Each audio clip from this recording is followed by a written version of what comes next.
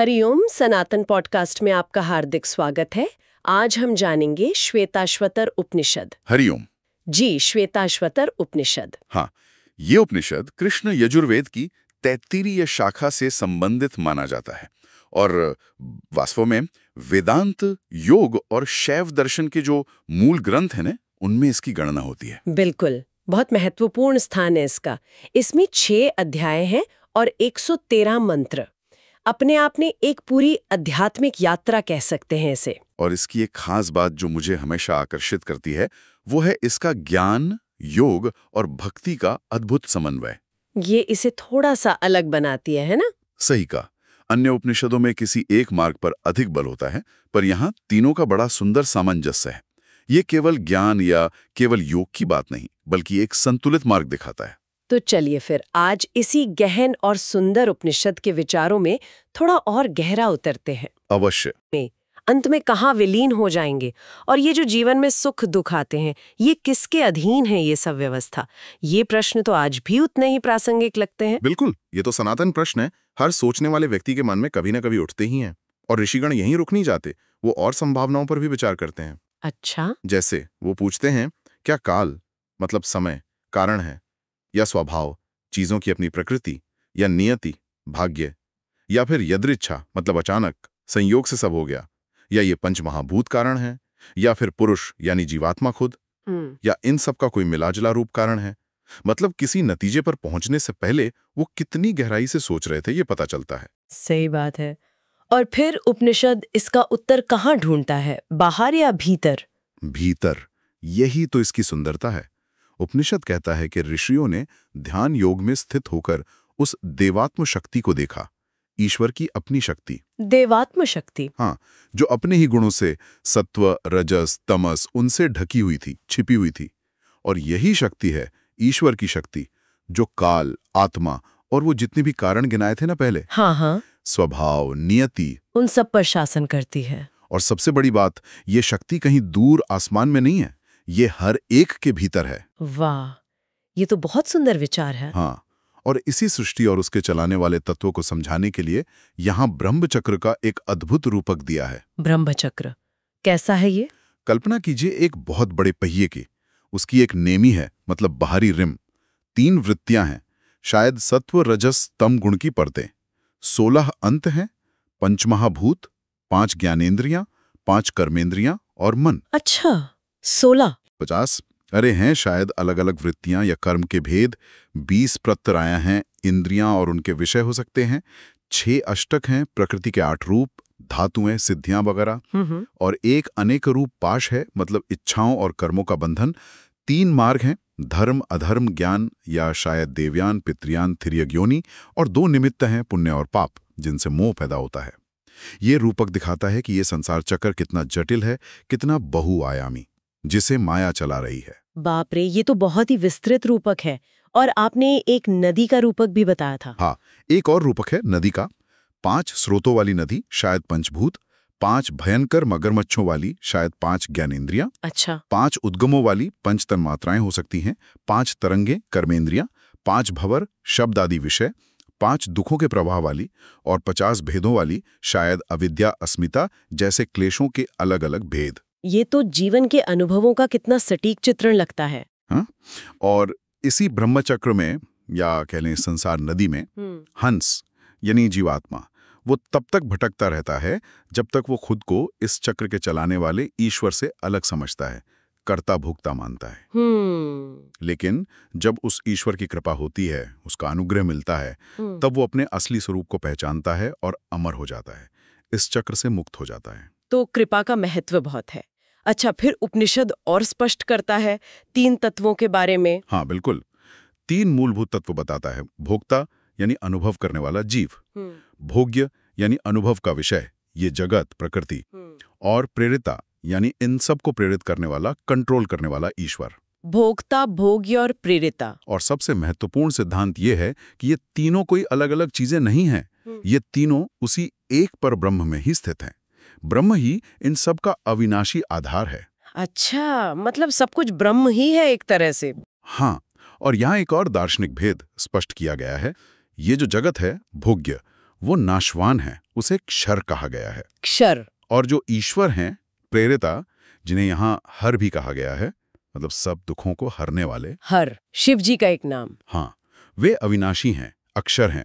और वो ईश्वर इन दोनों पर, क्षर यानी जगत पर और अक्षर यानी जीव समुदाय या अव्याकृत प्रकृति पर शासन करते हैं। तो ईश्वर का नियंत्रण है दोनों पर। इसीलिए ईश्वर का ध्यान करने से, उनसे एक होने का अनुभव करने से और अंत में तत्वभाव में स्थित हो जाने से, यानी ब्रह्म रूप हो जाने से, सारी माया, सारे भ्रम खत्म हो जाते हैं और शाश्वत मुक्ति मिलती है। मुक्ति की भी कोई अवस्थाएं बताई हैं क्या? हाँ, क्रमिक अवस्थाएं बताई हैं। पहले विश्व माया से निवृत्ति, मतलब संसार के बंधनों का टूटना। ठीक है। फिर जन्म मृत्यु के चक्र से पूरी तरह मुक्ति।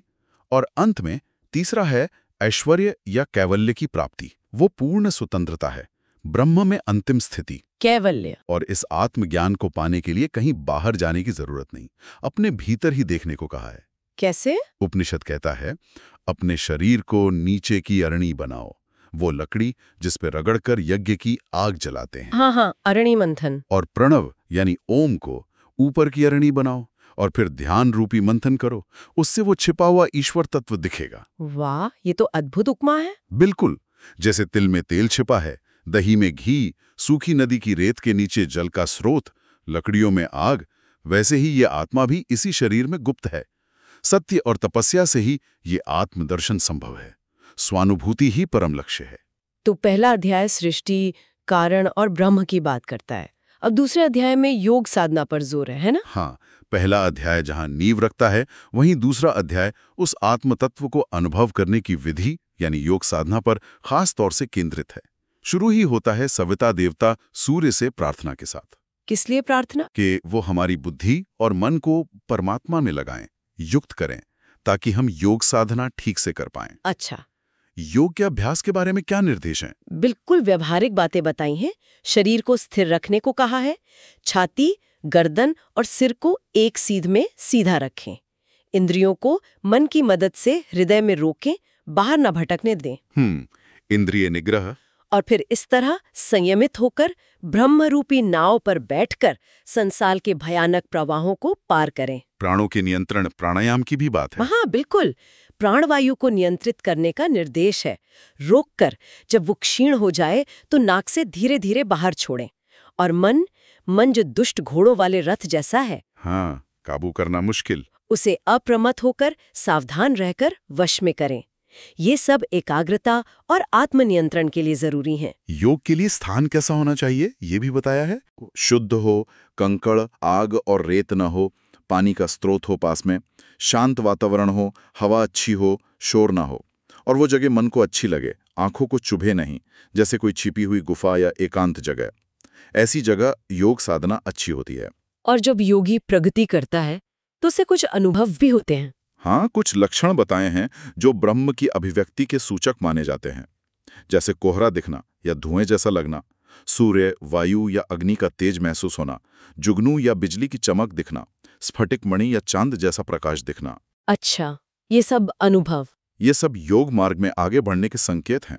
और पंचमहाभूतों की भी बात है। हाँ, जब पृथ्वी, जल, तेज, वायु, आकाश, इन पंचमहाभूतों के गुण योगी के अनुभव में आने लगते हैं, मतलब जब वो इन तत्वों पर एक तरह से अधिकार पा लेता है, तब उसका शरीर योगाग्निमय हो जाता है, योग की अग्नि से शुद्ध। योगाग्निमय। ऐसा योगी फिर रोग, बुढ़ापे और मृत्यु के डर से मुक्त हो जाता है, क्योंकि उसने स्थूल शरीर की सीमाओं को पार कर लिया है। योग में सिद्धि मिलने से ठीक पहले के भी कुछ लक्षण बताए हैं जी, जैसे शरीर में हल्कापन आना, एकदम स्वस्थ महसूस करना, विषयों के प्रति अनासक्ति मतलब लोभ न रहना, चेहरे पर एक निर्मल कांति आना, आवाज में मधुरता, शरीर से अच्छी सुगंध आना और मल मूत्र का बहुत कम हो जाना। ये सब शारीरिक और मानसिक शुद्धि के प्रमाण हैं। बिल्कुल। और एक बहुत सुंदर उपमा दी है, जैसे मिट्टी वगैरह से लिपटा हुआ सोना या चांदी का टुकड़ा जब आग में तपाकर साफ करते हैं तो वो अपने असली तेज से चमकने लगता है। हाँ। वैसे ही देहधारी जीव जब आत्मा के असली तत्व को जान लेता है तो वो एक अद्वैत कृतार्थ होकर सारे दुखों से पार हो जाता है। जब वो योगी दीपक की तरह चमकते हुए आत्म तत्व के द्वारा ब्रह्म के अजन्मा, ध्रुव, सभी तत्वों से शुद्ध स्वरूप का साक्षात्कार कर लेता है तो वो सारे बंधनों से मुक्त हो जाता है। कितना सुंदर वर्णन है। और फिर ईश्वर की सर्वव्यापकता की बात आती है। हाँ, वही देव सब दिशाओं में है, वही हिरण्यगर्भ के रूप में सबसे पहले पैदा हुआ, वही गर्भ के भीतर है, वही जन्म ले चुका है और भविष्य में भी जन्म लेगा। वो सबके भीतर बैठा है और उसका मुख सब ओर है। इसमें अवतारवाद की भी झलक मिलती है। हो सकता है। और अध्याय का अंत होता है उस सर्वव्यापी ईश्वर को नमस्कार के साथ, जो देव अग्नि में है, जल में है, सारे विश्व में समाया हुआ है, औषधियों में है, वनस्पतियों में है। उस देव को बार बार नमस्कार है। कण कण में ईश्वर दर्शन का भाव। अद्भुत। अब तीसरा अध्याय। यहाँ रुद्र की महिमा है। हाँ, तीसरा अध्याय अब उस परम तत्व जिसे यहाँ रुद्र कहा गया है, उसकी महिमा और उसके अद्वैत स्वरूप पर ध्यान लाता है। साफ कहा है, एको ही रुद्रो न द्वितीयाय तस्तु। एको ही रुद्रो। रुद्र एक ही हैं। ज्ञानी लोग दूसरे किसी के अस्तित्व को मानते ही नहीं। वो अपनी शक्तियों से अकेले ही सब लोगों पर शासन करते हैं। और वो हर प्राणी के भीतर है।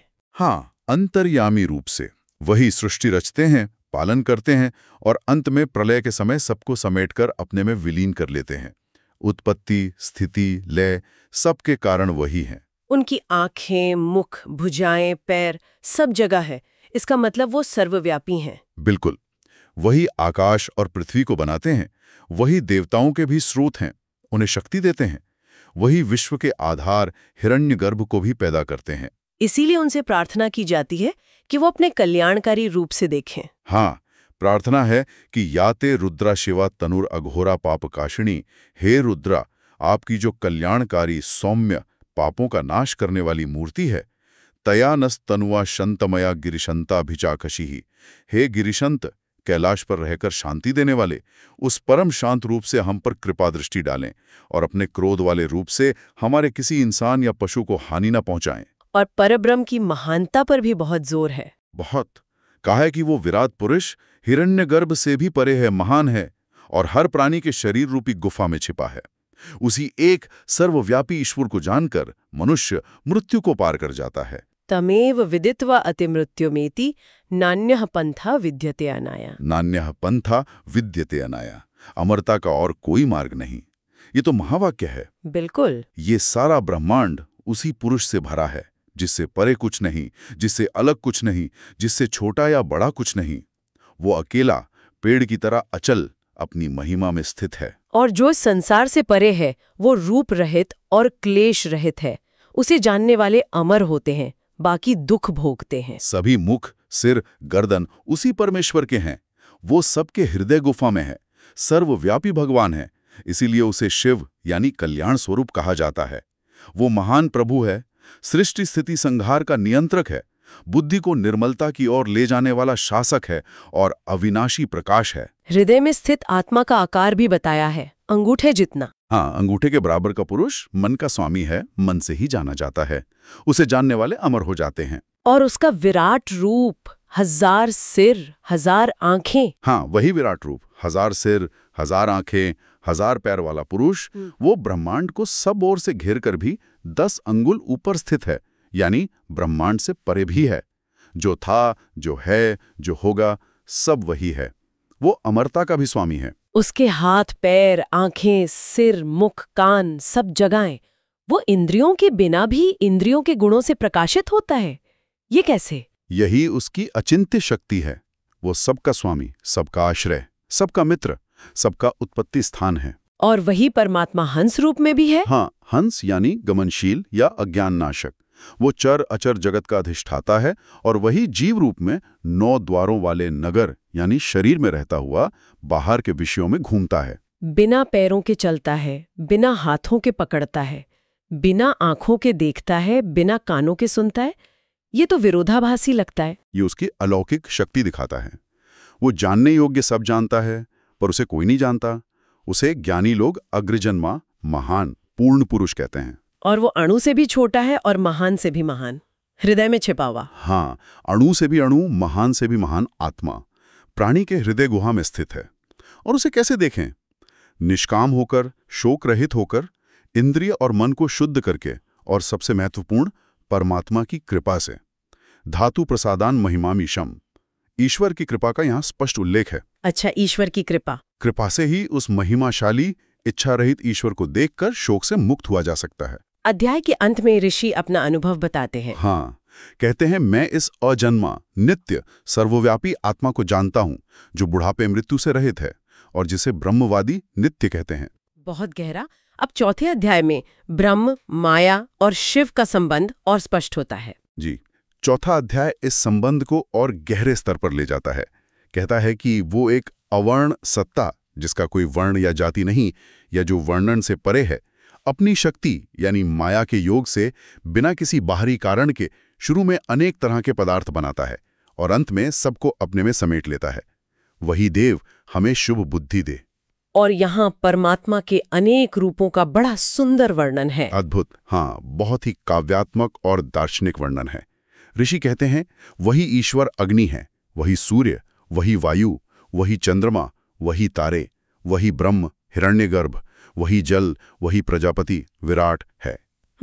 तुम ही स्त्री हो, तुम ही पुरुष हो, तुम ही कुमार, तुम ही कुमारी, तुम ही बूढ़े होकर लाठी के सहारे चलते हो, तुम ही अनेक रूपों में जन्म लेते हो, तुम ही नीली मक्खी हो, हरे रंग का लाल आंखों वाला तोता हो, बिजली वाला बादल हो, ऋतुएं हो, समुद्र हो, तुम अनादि हो, सर्वव्यापी हो, तुमसे ही ये सारे लोक उत्पन्न हुए हैं।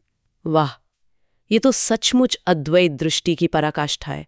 हर रूप में उसी एक को देखना। बिल्कुल। और फिर प्रकृति यानी माया का वो प्रसिद्ध रूपक आता है। एक अजा है, अजन्मा प्रकृति। अजा प्रकृति, जो लाल रजोगुण, सफेद सत्वगुण और काली तमोगुण है, और वो अपनी ही जैसी अनेक प्रजाओं को, मतलब विकारों को, जगत को पैदा करती है। ठीक है। और एक अज है, अजन्मा जीवात्मा। वो उसमें आसक्त होकर उसका भोग करता है, जबकि दूसरा अज यानी मुक्त आत्मा या ईश्वर उसे भोग कर छोड़ देता है, उससे भी रक्त हो जाता है। एक भोगता है, दूसरा त्याग देता है। हाँ, और इसी से जुड़ा है वो दो पक्षियों वाला बहुत प्रसिद्ध रूपक। हाँ, द्वासुपर्णा। द्वासुपर्णा सयुजा सखाया समानम वृक्षम परिश्वस्व जाते तयोरन्यः पिपलम स्वादवत्ती अनशनन्यो अभिचाकशीति। दो सुंदर पंखों वाले, हमेशा साथ रहने वाले दोस्त पक्षी एक ही पेड़ शरीर पर रहते हैं। उनमें से एक जीव उस पेड़ के मीठे फल, कर्मफल को बड़े स्वाद से खाता है, और दूसरा ईश्वर या साक्षी आत्मा बिना खाए बस देखता रहता है, प्रकाशित करता रहता है। उसी पेड़ पर बैठा जीव अपनी लाचारी में फंसा हुआ शोक करता है, पर जब वो दूसरे को, पूज्य ईश्वर को और उसकी महिमा को देखता है, तब शोक से मुक्त हो जाता है। बिल्कुल, यही ज्ञान है। और ये ज्ञान इतना जरूरी है कि उपनिषद पूछता है, वो ऋग्वेद जो परम आकाश जैसे अविनाशी ब्रह्म में स्थित है, जिसमें सारे देवता भी स्थित हैं, उस ब्रह्म को जो नहीं जानता, उसके लिए वो ऋग्वेद किस काम का? सही बात है। केवल पढ़ने से क्या होगा अगर सार न समझा तो? हाँ, जो उस ब्रह्म को जानते हैं वे ही यहाँ कृतार्थ होकर आनंद में रहते हैं। वेद, यज्ञ, व्रत, भूत, भविष्य, वर्तमान सब उसी मायावी ब्रह्म से उत्पन्न हुए हैं। ब्रह्म अपनी माया शक्ति से जगत बनाता है और फिर जीव उसी में माया से बंध जाता है। और यहाँ शायद माया के सिद्धांत का सबसे स्पष्ट और पुराना उल्लेख मिलता है। मायाम तु प्रकृतिम विद्यान मायनम तु महेश्वरम। मायाम तु प्रकृतिम विद्यान मायनम तु महेश्वरम। इसका क्या अर्थ है? प्रकृति को तो माया समझो और महेश्वर को उस माया का स्वामी, माई। ये जानना चाहिए कि ये सारा जगत उसी महेश्वर के अंशों से भरा है। ये वेदांत का एक मुख्य सिद्धांत है कि ईश्वर माया का स्वामी है, माया ईश्वर की स्वामिनी नहीं। बिल्कुल। इसी अद्वैत ईश्वर को जानकर, जो प्रकृति में अनेक रूपों में छिपा है, जिसमें ये जगत पैदा होता है और विलीन होता है, जो वर देने वाला पूजनीय देव है, उसे जानकर परम शांति मिलती है। फिर से रुद्र की महिमा का गान है। हाँ, जो देवताओं के उत्पत्ति स्थान और शक्तिदाता हैं, विश्व के अधिपति हैं, ज्ञानी हैं, हिरण्यगर्भ को पैदा करने वाले हैं, वे रुद्र हमें शुभ बुद्धि दें। जो देवताओं के स्वामी हैं, जिन पर लोग टिके हैं, जो 2 पैर और 4 पैर वाले जीवों पर शासन करते हैं, उसका यानी सुख स्वरूप देव की हम भविष्य से उपासना करें। जो सूक्ष्म से भी सूक्ष्म है, प्रलय के बीच में स्थित है, सबका सृष्टा और अनेक रूप है, अकेला ब्रह्मांड में व्याप्त और कल्याण स्वरूप शिव है, उसे जानकर परम शांति मिलती है। वही ईश्वर समय पर प्रलय में जगत का रक्षक और स्वामी बन जाता है, वो सब प्राणियों में साक्षी रूप में छिपा है, जिसमें ब्रह्मर्षि और देवता एक हो जाते हैं। उसे जानकर मृत्यु के बंधन कट जाते हैं। जो आनंद स्वरूप अत्यंत सूक्ष्म घी की मलाई की तरह सब में छिपे ब्रह्म को जानता है, उस तेजस्वी एकमात्र सर्वव्यापी देव को जानकर सब बंधनों से मुक्त हो जाता है। वो सबका कर्ता है, महात्मा है, हमेशा लोगों के हृदय में स्थित है। वो हृदय मनीषा, निश्चयात्मिका बुद्धि और मन से प्रकट होता है, मतलब शुद्ध अंतःकरण से जाना जाता है। उसे जो जानते हैं वे अमर हो जाते हैं। जब अज्ञान नहीं होता तब न दिन है, न रात, न सत न असत, केवल शुद्ध शिव ही रहता है। हाँ, केवल शुद्ध कल्याण स्वरूप शिव यानी ब्रह्म, वही अक्षर तत्व है। सूर्य का भी पूज्य तेज है, उसी से पुरानी प्रज्ञा ज्ञान शक्ति निकली है। उसे न ऊपर, न तिरछे, न मध्य में पकड़ा जा सकता है। उसकी कोई उपमा नहीं। उसका नाम महान यश है। उसका रूप आंखों से नहीं देखा जा सकता। जो शुद्ध बुद्धि से उसे हृदय में स्थित जानते हैं वे अमर हो जाते हैं। जी, और अंत में फिर रुद्र से अभय की प्रार्थना है। हे अजन्मा रुद्र, जन्म मृत्यु से डरा हुआ कोई विरला ही आपकी शरण लेता है, मतलब मैं डरा हूं, आपकी शरण में हूं। हे रुद्र, आपका जो कल्याणकारी मुख है उससे मेरी हमेशा रक्षा करें। हे रुद्र, क्रोध में हमारे पुत्र पौत्रों, गायों, घोड़ों, सेवकों का नाश न करें। हम भविष्य लेकर सदा आपकी स्तुति करते हैं। बहुत ही मार्मिक प्रार्थना है। हाँ, भक्ति का पुट भी है। अब 5वां अध्याय, ये ज्ञान, अज्ञान और जीवात्मा पर है। जी, 5वां अध्याय विद्या, ज्ञान और अविद्या, अज्ञान के द्वैत को और जीवात्मा के स्वरूप, उसके बंधन और मोक्ष को और खोलता है। कहता है कि अविनाशी अनंत परब्रह्म में दो चीजें, विद्या और अविद्या, छुपी हैं। विद्या और अविद्या। अविद्या नाशवान है, संसार की ओर ले जाती है। विद्या अमर स्वरूप है, अमरता की ओर। और जो इन दोनों को कंट्रोल करता है वो ब्रह्म इन दोनों से अलग है, परे है। अच्छा, ब्रह्म विद्या विद्या दोनों से परे है। जिसने शुरू में ज्ञानी कपिल मुनि या हिरण्यगर्भ को ज्ञान से भरा था, वो ब्रह्म विद्या और अविद्या दोनों से परे है। सृष्टि के समय ईश्वर जाल फैलाता है और प्रलय में समेट लेता है। ये जाल क्या है? ये जाल हैं शरीर, इंद्रियां, मन, बुद्धि, जो जीव को बांधते हैं। सृष्टि के समय ईश्वर इन्हें अनेक प्रकार से फैलाता है और प्रलय काल में इस पूरी सृष्टि को महान आत्मा, प्रकृति या हिरण्यगर्भ में समेट लेता है। वही सर्वव्यापी देव फिर से इंद्रियों आदि की रचना करके अपना अधिपत्य स्थापित करता है। जैसे सूर्य सब दिशाओं को प्रकाशित करता है, वैसे ही वो अकेला, स्वप्रकाशित, पूज्य, अद्वैत ईश्वर सभी योनि स्वभाव वाले पदार्थों को, यानी सभी कारणों को नियंत्रित करता है।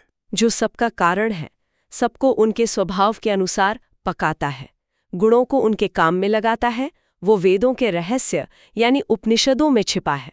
उसे जानने वाले देवता और ऋषि ब्रह्म होकर अमर हो गए। हाँ, और जीव क्यों कर्म करता है और फल भोगता है? क्योंकि वो गुणों से युक्त है। गुणों से प्रेरित होकर कर्म करता है, फल चाहता है और फिर फल भोगता है। वो बहुरूपधारी, तीनों गुणों से युक्त होकर तीन मार्गों पर, देवयान, पितृयान या नीची योनियां, प्राणों का स्वामी बनकर अपने कर्मों के अनुसार भटकता रहता है। यही संसार चक्र है। जीव के सूक्ष्म शरीर का आकार फिर बताया है, अंगूठे जितना, सूर्य जैसा तेजस्वी। हाँ, संकल्प और अहंकार से युक्त, बुद्धि और आत्मा के गुणों जैसे सूक्ष्मता से युक्त होने के कारण वो पर ब्रह्म से अलग सुई की नोक जैसा छोटा सा दिखता है। और बाल की नोक के 100वें भाग जितना सूक्ष्म। हाँ, इतना सूक्ष्म उसे जानना चाहिए, फिर भी वो अनंत है, क्योंकि वो मूलतः ब्रह्म ही है। और आत्मा न स्त्री है, न पुरुष, न नपुंसक। ये बहुत महत्वपूर्ण बात है। बहुत। वो जिस शरीर में जाता है उसी जैसा लगने लगता है। आत्मा का अपना कोई लिंग नहीं है। तो फिर ये अलग अलग शरीर क्यों मिलते हैं? इच्छा, विषयों से संपर्क, आसक्ति और मोह के कारण। भोजन पान से जैसे शरीर बढ़ता है, वैसे ही कर्मों के अनुसार देहधारी आत्मा अलग अलग योनियों में अलग अलग रूप लेता है। शुभ अशुभ कर्मों से स्थूल और सूक्ष्म शरीर मिलते हैं। कर्मों और मन की वृत्तियों के कारण वो भोग के लिए दूसरा शरीर धारण करता है। बिल्कुल। और अंत में फिर मुक्ति का रास्ता बताया है। जो उस ईश्वर को जानता है जो आदि अंत रहित है, प्रलय के बीच भी सृष्टि का रचयिता है, विश्वरूप है। उस तेजस्वी एकमात्र विश्व को व्याप्त करने वाले देव को जानकर मनुष्य सब बंधनों से मुक्त हो जाता है। जो हृदय से अनुभव करने योग्य है, अशरीरी है, सृष्टि लय का कारण है, कल्याण स्वरूप और 16 कलाओं का रचयिता है, उस प्रकाशमय ईश्वर को जानने वाले देह बंधन से मुक्त हो जाते हैं। हाँ, अब आते हैं छठे और अंतिम अध्याय पर। यहाँ ईश्वर की महिमा, मुक्ति और भक्ति पर जोर है। जी। छठा अध्याय एक तरह से सबका सार प्रस्तुत करता है। ईश्वर की परम महिमा, मुक्ति के साधन और खास तौर पर भक्ति का महत्व बताता है। शुरू में ही कुछ दार्शनिक मतों का खंडन है। किन मतों का? कुछ मोहित विद्वान स्वभाव को कारण बताते हैं, कुछ काल को। उपनिषद कहता है ये सब भ्रम है, असल में ये तो उस स्वप्रकाशित ईश्वर की महिमा है जिससे ये ब्रह्मचक्र घूम रहा है। तो कारण ईश्वर ही है। हाँ, जिससे ये सारा जगत हमेशा व्याप्त है, जो ज्ञान का स्रोत है, काल का भी रचयिता है, गुणों से युक्त होकर भी असल में निर्गुण है, सर्वज्ञ है। उसी की प्रेरणा से पृथ्वी, जल, अग्नि, वायु, आकाश अपना अपना काम करते हैं। इसी पर विचार करना चाहिए। यहाँ मुक्ति की एक प्रक्रिया भी बताई है, कर्म करके फिर निवृत्त होकर। हाँ, एक क्रम मुक्ति जैसी प्रक्रिया का संकेत है। योगी पहले कर्म करता है, फिर उनसे निवृत्त होता है, तत्व का तत्व से संयोग करता है, प्रकृति पुरुष विवेक, योग के 1, 2, 3 या 8 अंगों का अभ्यास करता है। समय के साथ गुणों जैसे वैराग्य और सूक्ष्म प्रवृत्तियों की मदद से मुक्ति पाता है। और एक दूसरा मार्ग भी है, कर्मों को ईश्वर को अर्पण करने वाला। हाँ, ये कर्म योग और समर्पण का मार्ग है। जो अपने कर्म ईश्वर को अर्पण कर देता है, प्रकृति और उसके कार्यों से अपना तादात्म्य में हटा लेता है, उन्हें ब्रह्म में लीन कर देता है, वो कर्म बंधन से मुक्त हो जाता है। उसके संचित कर्म नष्ट हो जाते हैं। प्रारब्ध कर्म भोगने के बाद उसे कैवल्य, अंतिम मुक्ति मिलती है। महान ईश्वर ही आरंभ है, आत्मा को शरीर से जोड़ने वाला कारण है।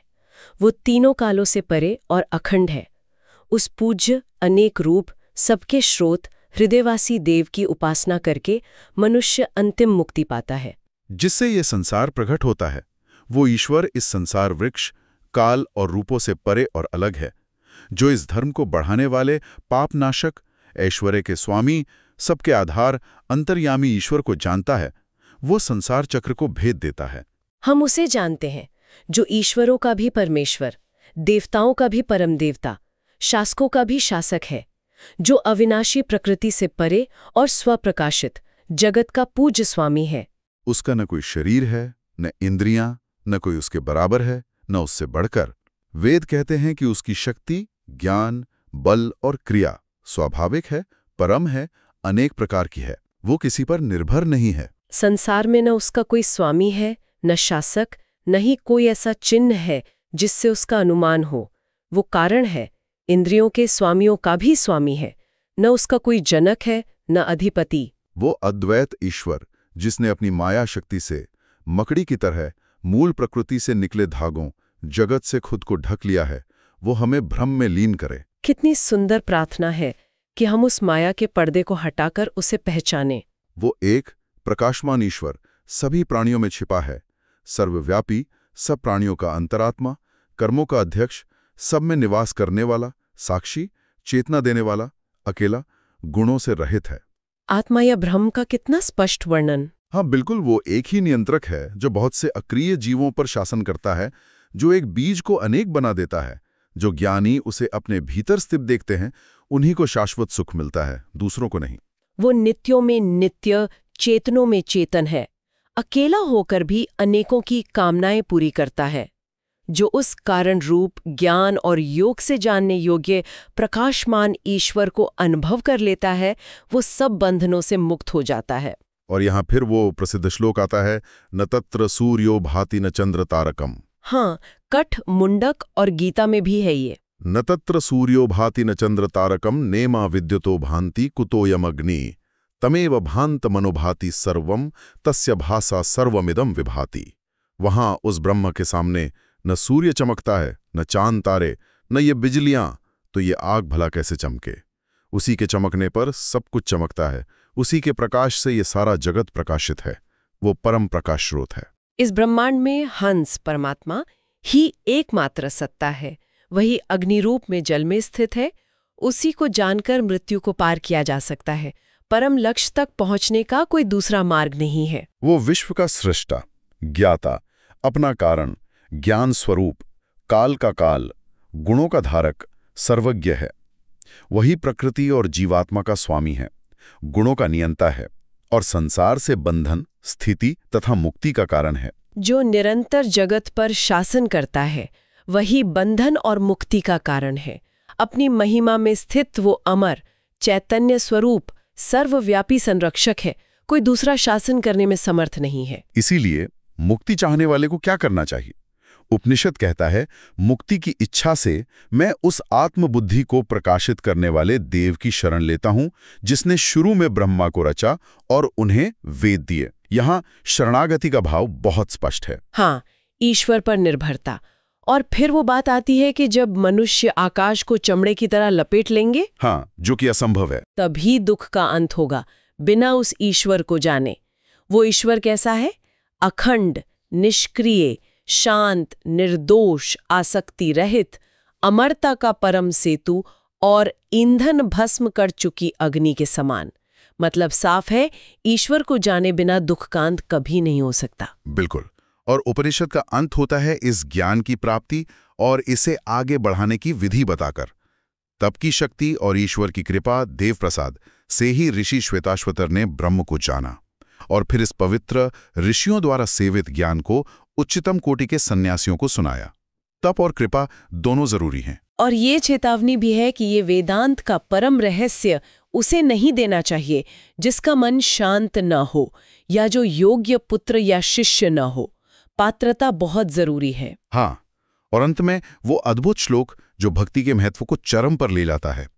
यस्य देवे परा भक्तः यथा देवे तथा गुरु तस्य एते कथितार्थः प्रकाशन्ते महात्मनः। प्रकाशन्ते महात्मनः, जिसकी ईश्वर में परम भक्ति है और जैसी ईश्वर में वैसी ही गुरु में भी परम भक्ति है। उसी महात्मा के हृदय में ये कहे हुए उपनिषद के अर्थ अपने आप प्रकाशित होते हैं। हाँ, निश्चय ही प्रकाशित होते हैं।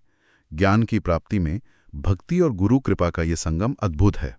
तो यहाँ ये प्रश्न मन में उठता है कि ईश्वर की शरण लेना, जैसा श्लोक 6.18 में कहा, और ईश्वर तथा गुरु के प्रति ऐसी परम भक्ति श्लोक 6.23 विकसित करना, इसका आज के जीवन में क्या मतलब हो सकता है? इसे अपने जीवन में कैसे उतारा जाए? बिल्कुल। और ये भी सोचने लायक है कि गुरु और ईश्वर की कृपा, जैसा उपनिषद इशारा करता है, कैसे इन गहरे सत्यों को सिर्फ किताबी ज्ञान न रखकर हमारे भीतर एक जीवत अनुभव बना सकती है। इस पर विचार करना, मनन करना शायद हम सबके लिए बहुत उपयोगी हो। तो हमें आशा है कि आपको हमारी आज की चर्चा पसंद आई होगी। सनातन धर्म से संबंधित ऐसी ही और चर्चाओं के लिए हमारे चैनल को अवश्य सदस्यता लें। धन्यवाद। जय श्री राम। जय श्री राम।